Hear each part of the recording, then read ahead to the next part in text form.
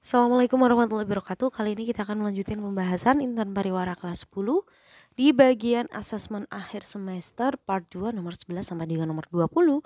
Mari kita simak bersama-sama. Kita mulai dari nomor 1, pasangan antara nama virus yang dapat menyerang tanaman A dan B beserta gejala yang ditimbulkan adalah, jadi tanaman A ini kan pepaya, sedangkan tanaman B adalah tanaman tomat. Nah, tanaman pepaya itu bisa diserang oleh PRSV, yaitu papaya ring spot virus. Penyebabnya akan menyebabkan akibatnya akan menyebabkan penyakit bercak cincin. Jadi buahnya berbentuk abnormal disertai dengan munculnya bercak-bercak putih berbentuk lingkaran di permukaan buah.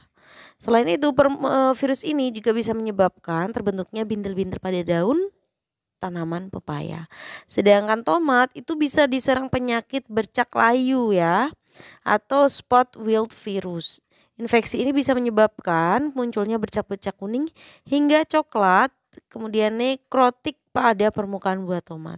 Selain itu bisa juga memunculkan bercak coklat nekrotik pada daun tanaman tomat. Jadi jawaban yang paling tepat adalah yang C. Nomor 12, seorang wanita mengalami rasa sakit di perut bagian bawah hingga daerah panggul. Selain itu, saat menstruasi darah yang dikeluarkan lebih banyak dari biasanya. Setelah melakukan pemeriksaan, pada bagian yang ditunjuk oleh huruf X terdapat kanker.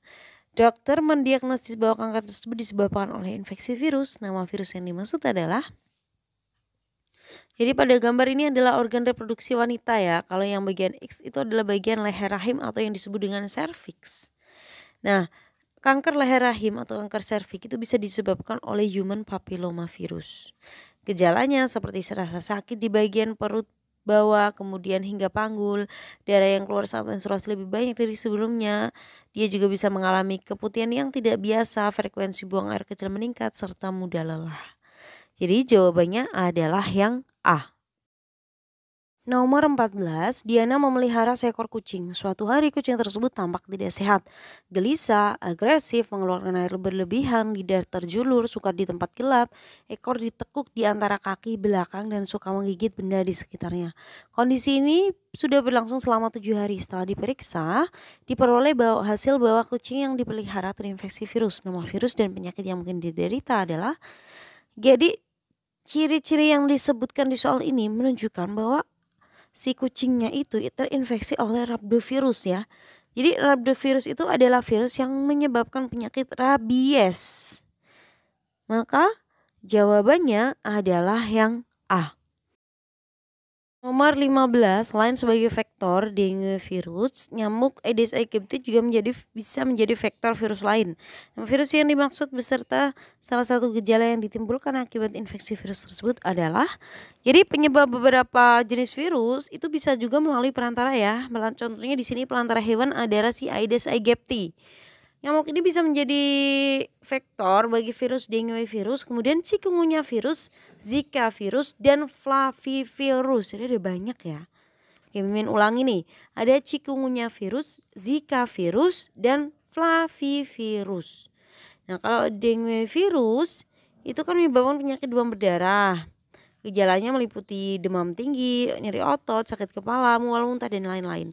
Kalau chikungunya itu menyebabkan penyakit chikungunya, gejalanya seperti demam tinggi, nyeri otot, sendi, radang sendi hingga mengalami pembengkakan. Biasanya ada ruam yang muncul, ruam merah menonjol. Nah, itu ciri dari chikungunya.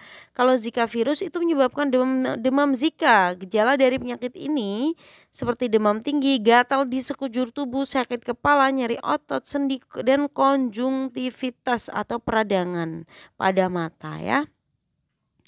Lalu untuk si flavivirus itu menyebabkan demam kuning ya, seperti kulit dan sklera mata menguning karena kegagalan fungsi hati, itu ciri-cirinya. Jadi yang paling tepat di sini adalah yang B. Kita lanjutkan di nomor 16.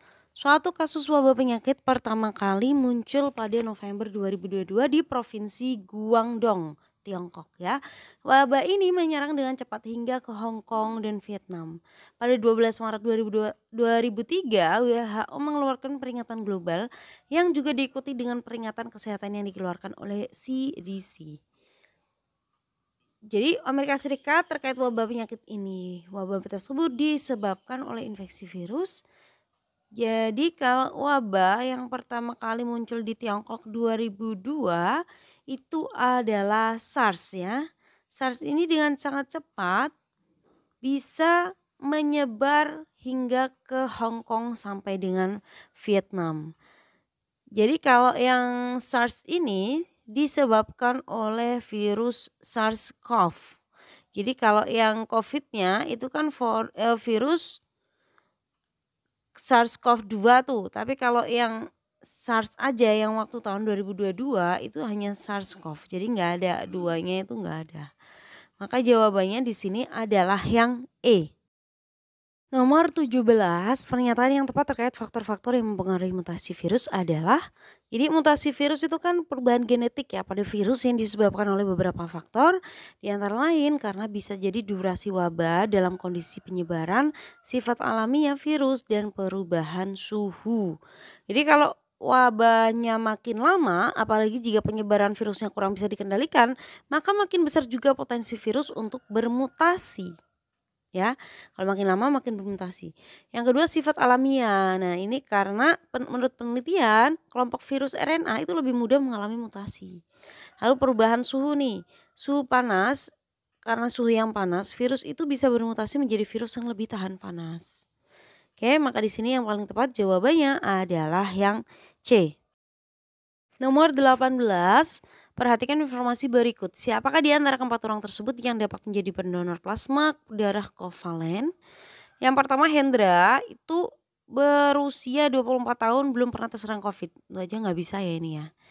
Pak Joko penyintas COVID yang berusia 37 tahun sembuh dari COVID 20 hari yang lalu. Nah ini kemungkinan bisa nih kalau Pak Joko nih ya. Pak Joko bisa nih. Lalu gadis berusia 20 tahun yang menjadi penyintas COVID sembuh dari COVID 5 bulan yang lalu. Kalau 5 bulan kayaknya enggak. Bentar ya kita cek dulu. Kalau Bu Anik itu penyintas COVID yang berusia 35 tahun dan saat ini sedang hamil. Nah kalau hamil nggak bisa ya. Jadi terapi plasma darah kovalen itu pemberian plasma darah yang didonorkan dari pasien penyintas COVID. Jadi yang sudah sembuh dari COVID kepada orang yang masih mengalami COVID. Di dalam plasma darah ada antibodi sebagai respon imun terhadap serangan patogen. Tapi nggak semua penyintas COVID itu bisa mendonorkan plasma darah kovalennya. Mengacu pada unit donor darah Pusat Palang Merah Indonesia, pendonor plasma yang harus berusia 18 sampai 60 tahun. Selain itu pendonor harus memiliki riwayat positif COVID dalam waktu 3 bulan terakhir ya. Berdasarkan hasil penelitian yang dipublikasikan oleh jurnal Clinical Experimental Vaccine, kalau dalam waktu 3 bulan terakhir si jumlahnya itu masih banyak, mencapai 200 mili. Ini juga tidak disarankan untuk orang-orang yang sedang hamil. Jadi nggak boleh ya kalau hamil kemudian mendonorkan plasma darahnya. Jadi yang paling tepat di sini adalah Pak Joko yang bisa ya. Jadi jawabannya adalah yang B. Nomor 19, pernyataan yang tepat terkait dengan vaksin DNA adalah, jadi vaksin DNA itu kan vaksin dengan kandungan vektor berupa plasmid yang telah disisipi materi genetik atau DNA pengkode antigen dari patogennya target. Di dalam sel DNA tersebut akan ditranskripsikan menjadi mRNA di inti sel. Lalu mRNA-nya akan translasi menjadi protein antigen di ribosom. Protein antigennya akan memicu respon imunitas. Jadi contoh vaksin DNA itu adalah vaksin ZZCoV-D yang digunakan untuk mengatasi COVID-19. Maka di sini jawabannya adalah yang B. Nomor 20, hasil pemeriksaan hematologi seorang pasien menunjukkan kadar trombositnya sebesar 87.000. Nilai rujukan trombosit normalnya itu kan 150.000 sampai dengan 400.000. Kondisi yang dialami pasien tersebut disebabkan oleh infeksi virus. Upaya yang bisa dilakukan agar terhindar dari kondisi ini adalah, jadi ini adalah infeksi dari dengue virus ya, alias penderita DBD, demam berdarah. Jadi demam berdarah itu menyebabkan trombosit kita menurun.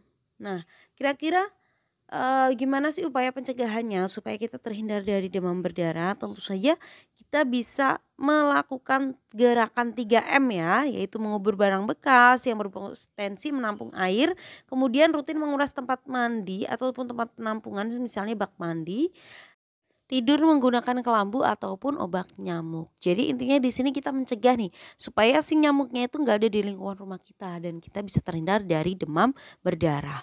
Maka jawabannya adalah yang B. Dan pembahasan kita kali ini semoga bermanfaat. Terima kasih. Wassalamualaikum warahmatullahi wabarakatuh.